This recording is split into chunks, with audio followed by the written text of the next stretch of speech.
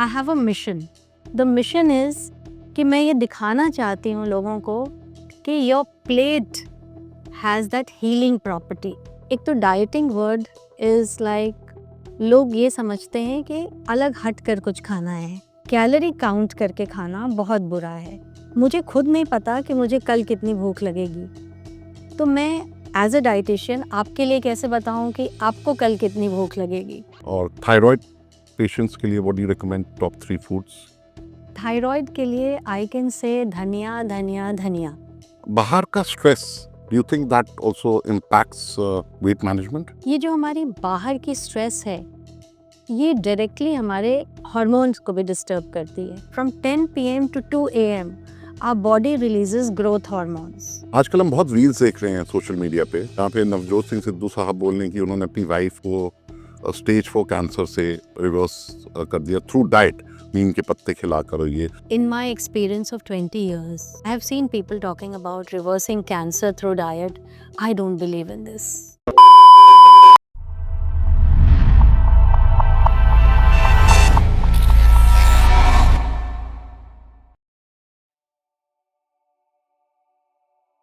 Hello everyone, welcome to another episode of the Indie Talk Show. I am Charanpreet Baga, and today we have Miss Luna Jaiswal with us. Miss Luna Jaiswal is a renowned nutritionist and a dietitian. Not many of you know, Miss Luna Jaiswal has also been my ex-student, and I taught her salsa back in 2003. Welcome to the show, Miss Luna Jaiswal. Thank you. आपकी nutrition में career की शुरुआत कैसे हुई? I was always interested in food, not only the eating taste part, but also the healing properties and the nutritional values. So you can say food is nutrition resonates with me. In my childhood, I used to see a lot of family members struggling with lifestyle issues.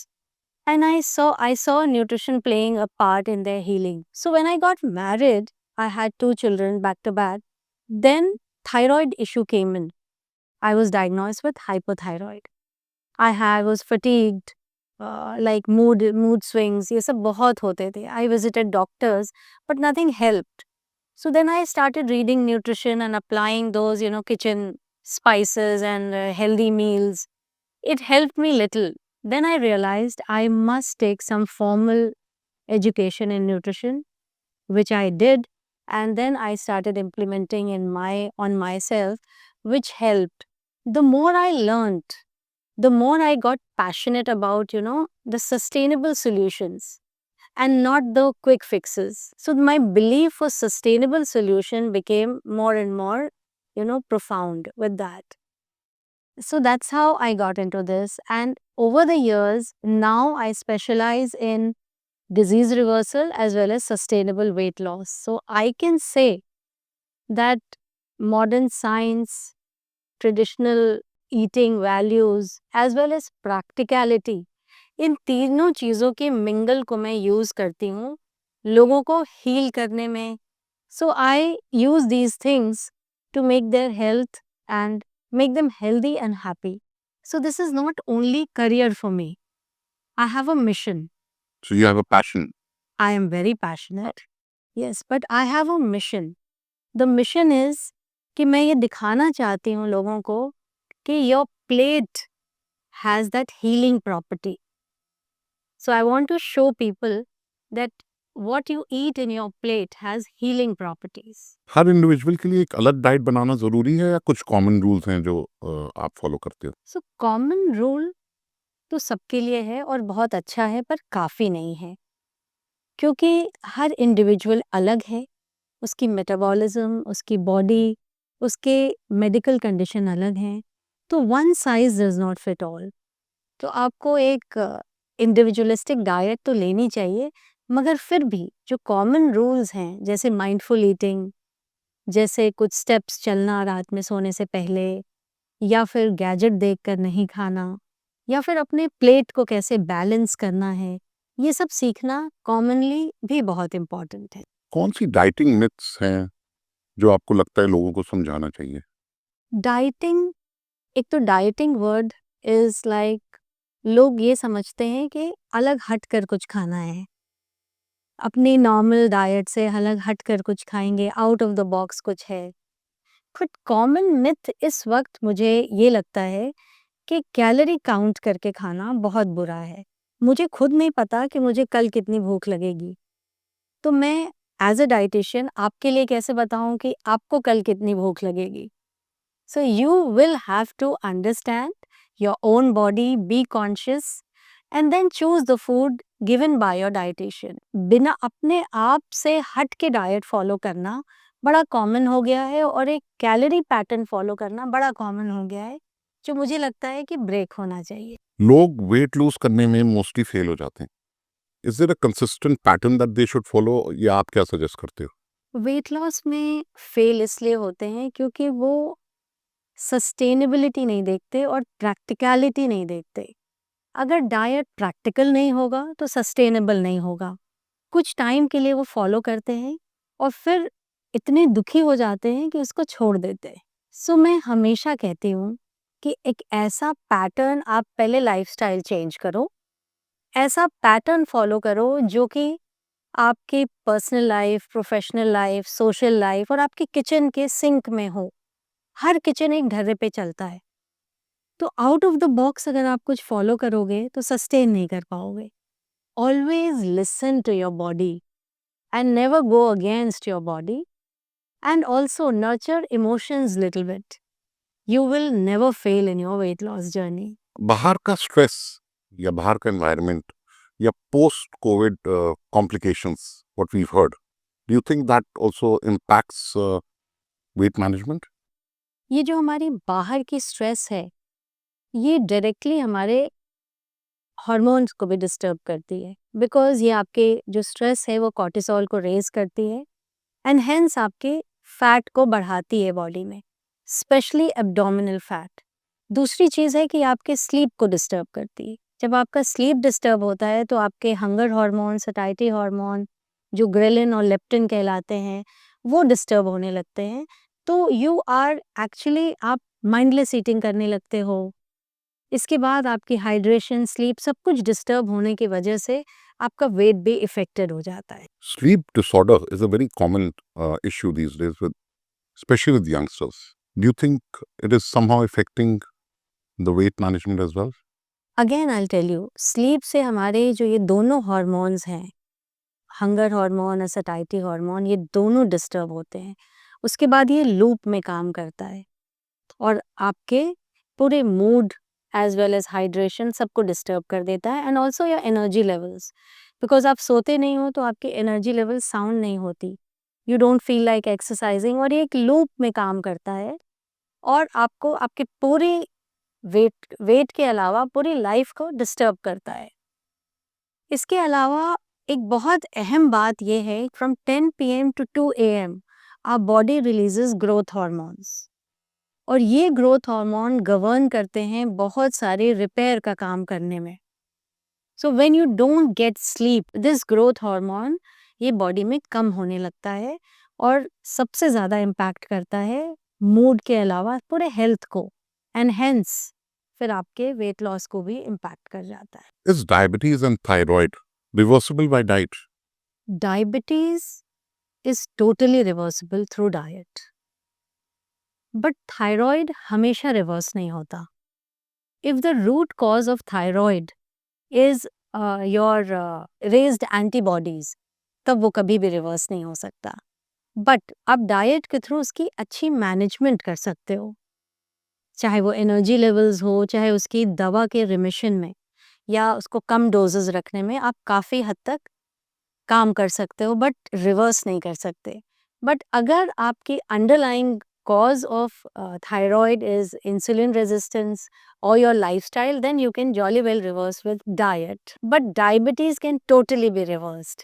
But yes, you have to actually be very disciplined. Yes, disciplined is the word. How many patients have you reversed so far? Diabetes तो बहुत सारे, but of course it depends on the person, how much the person is following and how disciplined he or she is. Thyroid के कुछ मतलब कम patients हैं जिनके reverse हुए हैं, आई कैन से 4-5। आजकल हम बहुत नवजोत रील्स सिंह देख रहे हैं सिद्धू सोशल ने मीडिया पे, बताया कि इनकी वॉइस इंस्टाग्राम एंड इसीलिए एवरीवेयर, कैंसर जहाँ पे फ्री नहीं नवजोत सिंह हुई सिद्धू साहब क्योंकि बोल रहे हैं कि इनके उन्होंने अपनी पास वाइफ पैसे थे, को बल्कि स्टेज इसीलिए 4 क्योंकि कैंसर से इनकी वाइफ रिवर्स ने एक बहुत कर ही दिया थ्रू डाइट, स्ट्रिक्ट नीम रूटीन के पत्ते फॉलो खिला किया करके। था। What do you have to say about it? In my experience of 20 years, I have seen people talking about reversing cancer through diet. I don't believe in this. I don't think once you've got it, you can prevent so many things or manage many things through diet. But once you've got cancer, the management therapy is not through diet. Diet can be supportive. आपका chemo चल रहा है, आप एक अच्छी diet लेते हो तो आपको वीकनेस कम आती है, उसका इम्पैक्ट कम आता है. But through diet, I don't think it can be reversed. Cheat days के बारे में आपका क्या कहना है? There is nothing called cheat days. अगर आप चीटिंग नहीं, जिसको आप चीटिंग कहते हो, अगर आप वो नहीं करते हो तो आप अपनी डाइट को सस्टेन नहीं कर पाओगे. So cheating actually helps. You do it mindfully. You do it, like in moderation. So doing mindfully and moderation will help you sustain your diet better. So never eat with guilt. So क्या cheat होता ही नहीं कुछ. अगर आप cheating word use करते हो अपनी diet में, आप कभी डाइट को सस्टेन नहीं कर पाओगे. आप अपने क्लाइंट्स को जनरली क्या हेल्दी ईटिंग मंत्र देते हो?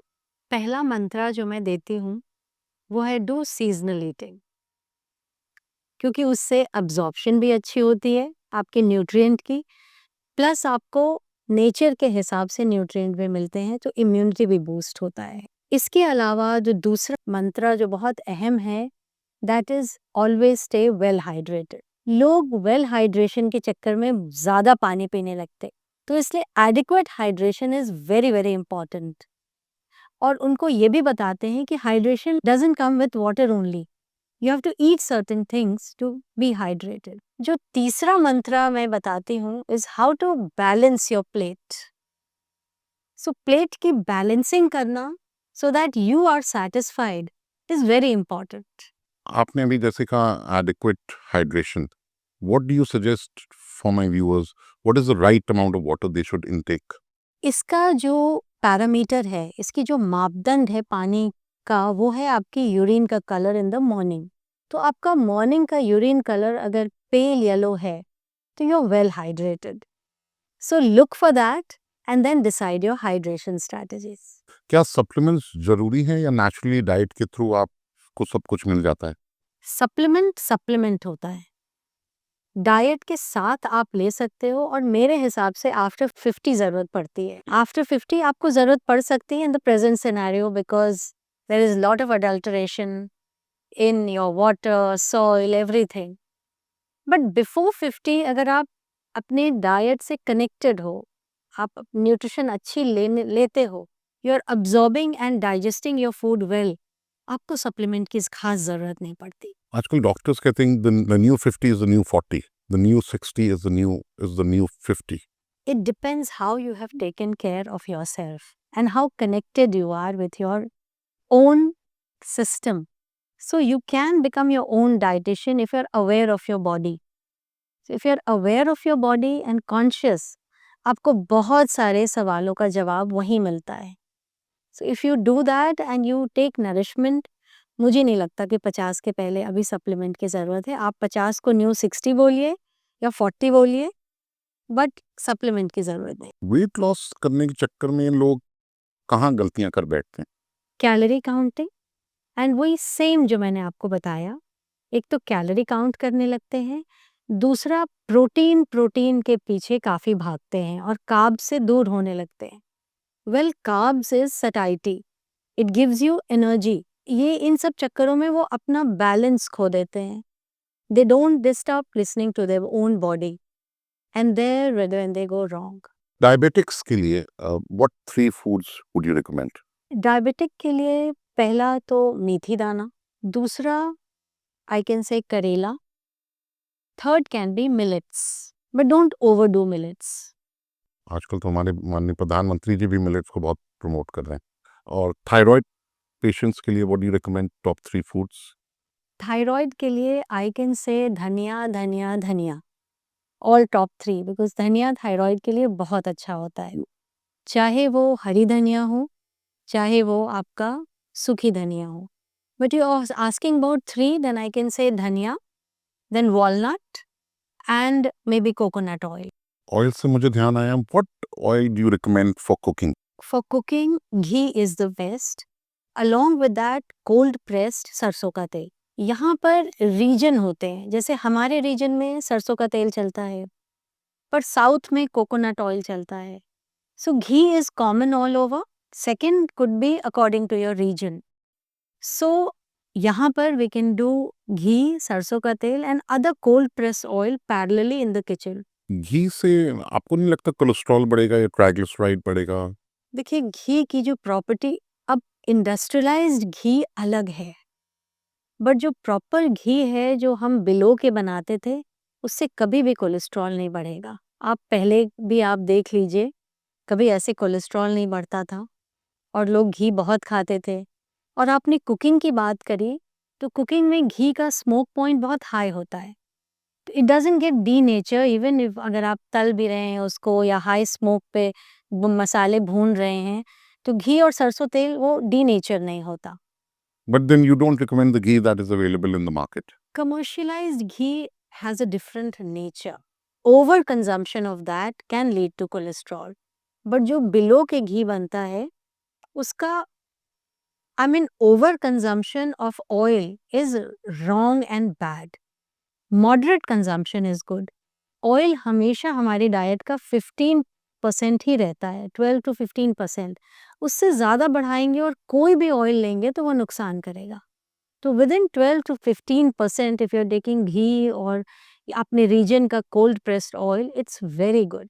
आपका ना कोलेस्ट्रॉल बढ़ेगा, ना आर्टरीज क्लॉग होएंगी, कोई प्रॉब्लम नहीं आएंगी. Rather your joints will be nourished and you will be digesting your food better. जैसे आप रोटी में घी लगाते हो, आप दाल की छौंक में या दाल में ऊपर से आप घी डालते हो, या पराठे बनाते हो तो आप घी से बनाते हो. Rest of the thing you can do with सरसों का तेल. Green leafy vegetables are heavy to digest, तो उसको प्रेफर्ड है कि आप घी से बनाओ. बट नॉर्मली अगर आप बचपन से सरसों के तेल में ग्रीन लीफी खा रहे हो, तो that is also good to go. So that way you can bifurcate. So if you go to your traditional back, कि जिस चीज़ को जिस तरीके से खाई जाती थी, जैसे गाजर का हलवा, if you make it in सरसों का तेल, it is not going to digest well, it's not going to taste good also. तो उसको तो आपको घी में ही बनाना पड़ेगा. गाजर हमेशा इस मौसम में आता है, सर्दियों में आता है, तो we are good to digest. अब आप कुछ भी खा लो और आप पूरे दिन बैठे हो, anything will not digest. So you have to always strike a balance. So please don't shy away from ghee. अभी जैसे आपने ऑयल का बताया, आप कोई यूटेंसिल्स, बर्तन भी आप रिकमेंड करते हो कि उसमें कुकिंग होनी चाहिए? जैसे नॉन स्टिक पैन नहीं यूज होना चाहिए या यूज होना चाहिए? What medium should be use in utensils? Similar, go back to your tradition जो यूज होते थे. इस वक्त जो आपके ये जो बर्तन यूज हो रहे हैं, जैसे एल्यूमिनियम है और आपका नॉन स्टिक है, they are bad for your health. They have a Teflon coating. तो जैसे आप चीला बना रहे हैं और उस कोटिंग में वो पक रहा है, तो ज़रूरी नहीं है कि उस पे कट लगा तभी वो नुकसानदेह है. वो केमिकल लेडन चीला हो गया. सिमिलरली अगर आप लोहे के तवे पे बनाते हैं तो दैट्स वेरी गुड. आप फूल के बर्तन, पीतल के बर्तन, steel for that matter is practical and non reactive kind of. तो आपको एक्चुअली किचन से नॉन स्टिक और एल्युमिनियम निकाल देना चाहिए because they are actually bad for your health. बच्चों के लिए आप कोई हेल्दी ईटिंग हैबिट्स रिकमेंड करते हो? सबसे पहले पेरेंट्स समझें कि वो बच्चे एप करते हैं जो भी वो कर रहे होते हैं. I have seen fathers just putting something चलते फिरते in their mouth and just going for their work. आप बच्चे को जो भी सिखा रहे हो, बट अगर आप ऐसा कर रहे हो तो child is not going to learn. तो मैं आपको बताऊं, अगर 8 महीने का बच्चा, उसको आप ईटिंग के लिए आप प्रेरणा देते हो, जैसे आपने उसको छोड़ दिया, वो ऐसे खा रहा है, ऐसे खा रहा है, but still he will learn, he will touch the food, he will have that feeling. The moment you touch the food and see you have microbiomes to digest it. तो वहाँ से अगर आप अच्छी ट्रेनिंग देते हो, यहाँ क्या खाना है doesn't matter. किस तरीके से खाना है that matters. The child needs to learn to feel and look and eat mindfully. तो वहीं से एक रिश्ता बनने लगता है. अगर हम सब ऐसा करते हैं, I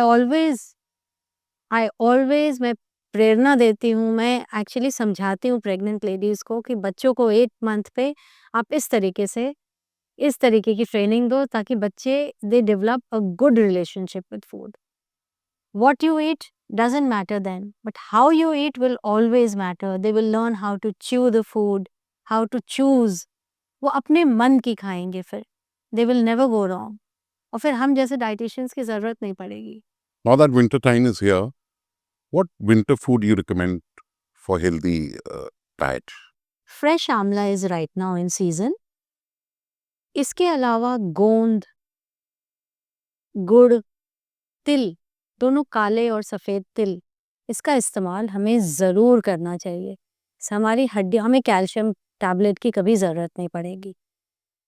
सेकेंड थिंग, विंटर्स में हफ्ते में 2 बार लंच में हमें साग ज़रूर खाना चाहिए. तो साग should always be cooked in a traditional way, जैसे साग पकती थी, नॉट लाइक पालक पनीर और सो ये और इसको लंच में ही खाना है. इसके अलावा हमें विंटर्स में उड़द की दाल, कुल्थी की दाल is very good for your kidney. जब किडनी क्लेंस होती है तो बहुत सारी बीमारियां आपसे दूर रहती है और किडनी स्टोन बहुत कॉमन है इस वक्त. तो विंटर्स में 10 दिन में एक बार या हफ्ते में एक बार हमें लंच में कुल्थी की दाल खानी चाहिए. But don't do it every day. Once a week is good enough, और at the max twice a week. But उड़द की दाल भी आप इंट्रोड्यूस कर सकते हो. It is in this weather it's kind of aphrodisiac. These are the end winter में हमारी मेटाबॉलिज्म बहुत अच्छी होती है. तो a little ghee, a little more oil intake, all these things keep your अग्नि at because अग्नि हमारी बहुत बड़ी होती है, और अग्नि बड़ी है और आप उसको फ्यूल नहीं करोगे तो it kinds of रूइन your metabolism. तो इसीलिए विंटर में हमेशा आप देखते हैं कि हम ज़्यादा खाते हैं, हम खाने की तरफ इंक्लाइंड होते हैं, and we don't have much of digestive issues. You are able to digest because of the weather, because of the agni which you have in your body which is वो जल रही है ज़्यादा. तो फ्यूल ज़्यादा दीजिए और ये नरिशिंग फ्यूल दीजिए, जिससे even bajra is very good but not daily. There people go wrong when they have bajra daily. So have bajra once a week और twice a week. Gut health improve करने के लिए आप कुछ टिप्स देना चाहेंगे? डे टू डे लाइफ पे बहुत सारे टिप्स हैं जो गट हेल्थ को इम्प्रूव करते हैं, और आप अक्सर सुनते भी होंगे, क्योंकि अंडरलाइंग जो भी रूट कॉज जो होता है वो गट से ही रिलेटेड होता है. तो जैसे आपका mindful eating, chewing your food, इसके अलावा लेट नाइट हैवी नहीं खाना, पानी पीना, ये सारे आप बहुत कॉमन गट हेल्थ के सुनते होंगे. बट मैं आपको दो बहुत अहम चीज़ें बताना चाहती हूँ जो आप कल से इम्प्रोवाइज करके आप अपने गट हेल्थ को काफ़ी इम्प्रूव कर सकते हैं.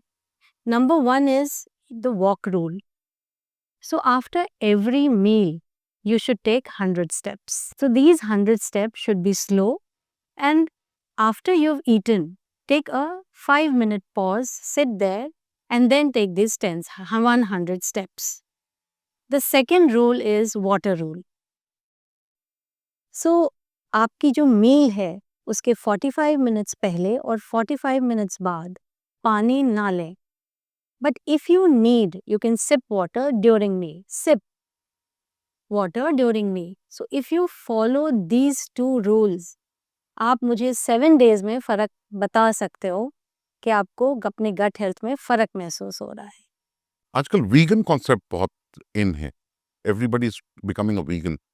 How do you extract protein from a vegan diet? I am not a believer of veganism, क्योंकि वीगन में B12 की डेफिशिएंसी और कुछ न्यूट्रिशनल डेफिशिएंसीज आने लगती हैं. बट अगर आप वेजिटेरियन प्रोटीन की बात करते हो तो मैं उस पर लाइट थ्रो कर सकती हूँ. क्योंकि वेजिटेरियन प्रोटीन अपने आप में इनफ होता है। हमारे दाल और चावल, तो दाल is we have 9 essential amino acids. जब एसेंशियल बोलते हैं तो एसेंशियल बॉडी बना नहीं पाती है, you have to take it through food. तो कुछ अमाइनो एसिड दाल में होते हैं और कुछ चावल में होते हैं, या कुछ मिलेट्स में होते हैं, कुछ दाल में होते हैं। तो जब हम इनको एक साथ खाते हैं, जैसे खिचड़ी एक साथ कुक होती है, तो प्रोटीन क्वालिटी बढ़ जाती है। There you improve vegetarian protein.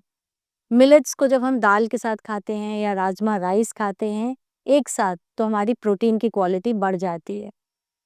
इसके अलावा sprouting enhances the protein quality. Third, if you are not soaking your dal, you're not absorbing it. So when you're not absorbing it, you're not digesting it well.